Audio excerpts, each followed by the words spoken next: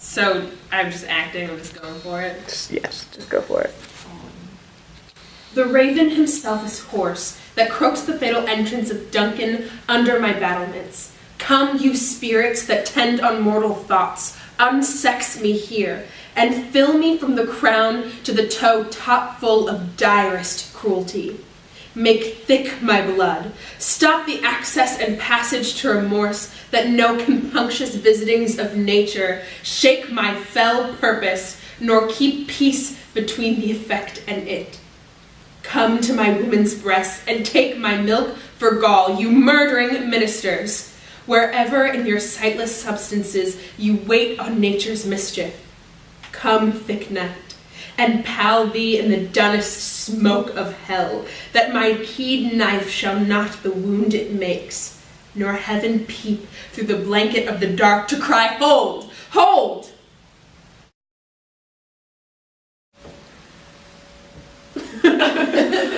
No. I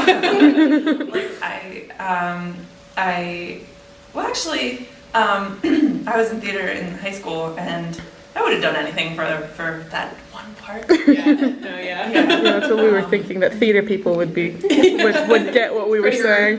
Yeah, I actually did that scene. I did a workshop when I was in middle school, and I did that scene. I also did the Titania part from Midsummer Night's Dream. But yeah, I could relate to that. Not so much as calling out spirits, but Yeah, I've never had the urge to like murder someone. oh yeah. I do feel like my sex holds me back. Yeah, absolutely. Like as a woman, 112%. I think that. Do you have any examples that just look like? Both of you, either one of them. Well, just the patriarchy in general. Well, I mean, I have seen even in the past couple times that I've gotten into discussions with male friends of mine. Yes. They've both it's been like 2 or 3 times. They all They just don't see it. well, they also know I'm going more with like they jump to I'm being hysterical and emotional, which is like it's like yeah, don't respect the my valid arguments because they write it off as being like a feminine emotion, which I think is yeah, definitely sort of the confines of. And then they don't take whatever you're saying to be serious. They just say, "Oh, she's just being emotional," and Yeah. I hate the word hysterical, but it's they don't take it seriously.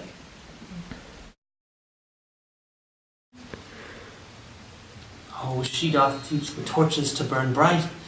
It seems she hangs upon the cheek of night as rich jewel in an Ethiop's ear, beauty too rich for use, for earth too dear. So shows a snowy dove trooping with crows as yonder lady o'er her fellows shows. The measure done, I'll watch her place of stand, and touching hers, make blessed my rude hand. Did my heart love till now? Forswear at sight, for I ne'er saw true beauty till this night. If I profane with my unworthiest hand this holy shrine, the gentler sin is this. My lips to blushing pilgrims ready stand, to smooth that rough touch with a tender kiss. Good pilgrim, you do wrong your hand too much, which mannerly devotion shows in this. For saints have hands that pilgrims' hands do touch, and palm to palm is holy palmer's kiss. Have not saints lips, and holy palmers too? Aye, pilgrim, lips that they must use in prayer. Oh then, dear saint, let lips do what hands do. They pray, grant thou, lest faith turn to despair. Saints do not move, though grant for prayer's sake. Then move not, while my prayer's effect I take. Gross. Yes. I mean, yeah, I like Shakespeare. I mean, I assume you've probably done more with Shakespeare than I have. But I don't know. I like it. I like the wordplay in Shakespeare. And I was like, well, I like wordplay in general, as you know. And he does it really well and just made up a bunch of words. People sort of went with it. He does that too, so... Oh, yeah. Yeah. So that's, I guess, impressive by itself. And he's funny at times, too. Come hither, boy, if thou shalt love, in the sweet pangs of it remember me. For such as I am, all true lovers are, unstead and skittish in all motions else, save in the constant image of the Creator that is beloved. how dost thou like this tune? It gives me a very echo to the seat where love is thrown. Thou dost speak masterly, my life upon't. Young though thou art, thine eye hath stayed upon some favor that it loves. Hath it not, boy? A little by your favor. What kind of woman inst? Of your complexion. She is not worth than thee. What years, if faith? About your years, my lord. Too old, by heaven. Let still the woman take. An elder than herself, so wears she to him. So sways she level in her husband's heart. For boy, however we do praise ourselves, our fancies are more giddy in uniform, more longing, wavering, sooner lost and worn than women's are. I think it well, my lord. Then let thy love be younger than thyself, or thy affection cannot hold the bent. For women are as roses, whose fair flower, long once displayed, doth fall that very hour. And so they are. Alas that they are so, to die even when they to perfection grow. O fellow, come. The song we had last night, mark it, Cesario, it is old and plain. The splinters and the knitters in the sun, and the free maids that weave their thread with bones, do use to chant it. It is silly smooth, and dallies with the innocence of love, like old age. Cool.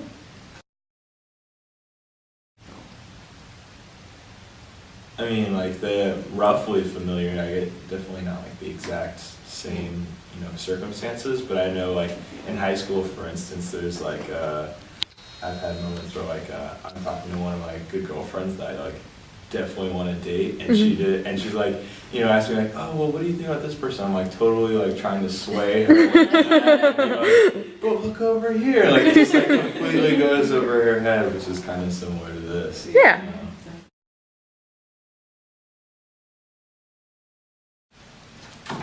Good sister, wrong me not, nor wrong yourself, to make a bondmaid and a slave of me. That I disdain, but for these other goods unbind my hands. I'll pull them off myself. Yea, and all raiment to my petticoat, or what you will command me, will I do. So well I know my duty to my elders. Of all thy suitors, here I charge thee tell whom thou love best, see thou dissemble not. Believe me, sister, of all the men alive, I never yet beheld that special face, which I could fancy more than any other. Minion, thou liest! Is not Hortensio? If you affect him, sister, here I swear, I'll plead you myself, but you shall have him. Oh, then belike you fancy riches more than will Gremio to keep you fair. Is it for him you do envy me so? Nay, then you jest. And now I will perceive you have but jested with me all this while. I prithee, sister Kate, untie my hands. Slap, slap.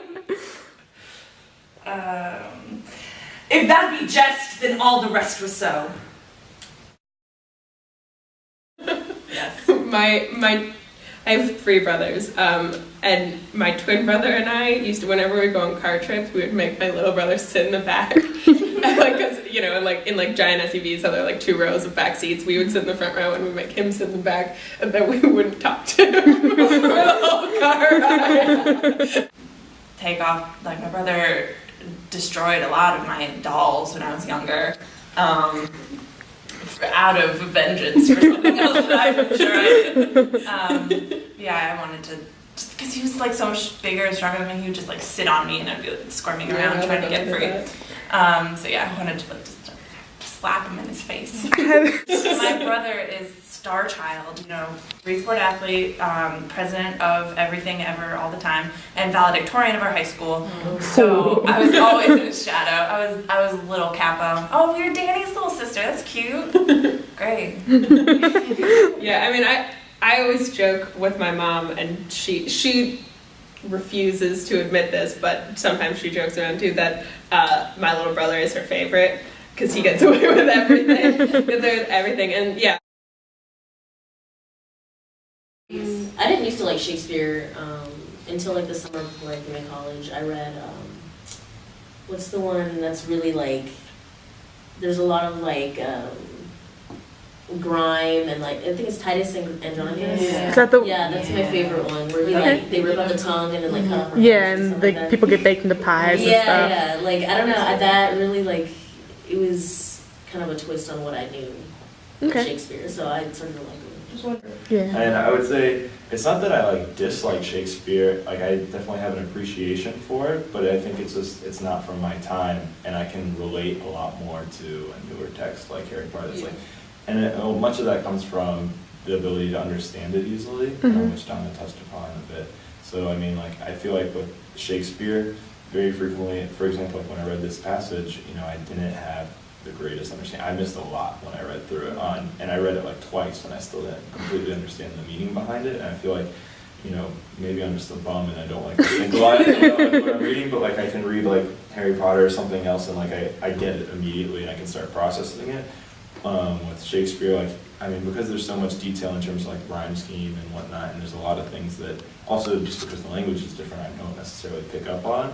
So I can appreciate it, but it's like almost a little bit like a puzzle, and I feel like perhaps some people, at least myself, like, I don't know, it's kind of hard to, you don't necessarily want to be thinking that much when you're just trying to read something for pleasure. Yeah. And as much as I love Shakespeare, I think it is a little bit problematic the way it's held on a pedestal as like this great beacon of literature. Like this is a it's up on a pedestal and you can't like touch it. But I think the most important thing that you can do with Shakespeare is to make it relevant to today. And I think part of that is you know the way that it's read in English classes. Like I think yeah, I mean I think it's important. I mean it's important works to read, but I think Shakespeare is meant to be performed.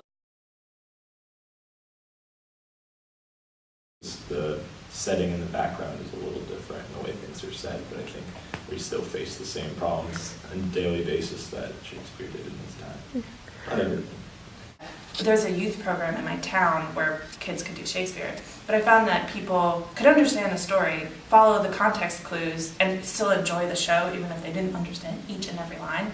And I feel like that's what people need to understand, because they're great human stories. I mean, Shakespeare didn't think about half of them by himself. They're enduring stories that he heard of, and that they're, fables and legends and, stories that travel by word of mouth instead of being written down.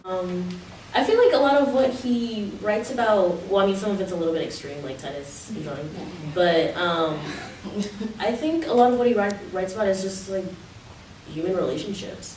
So I think it's always going to be relevant.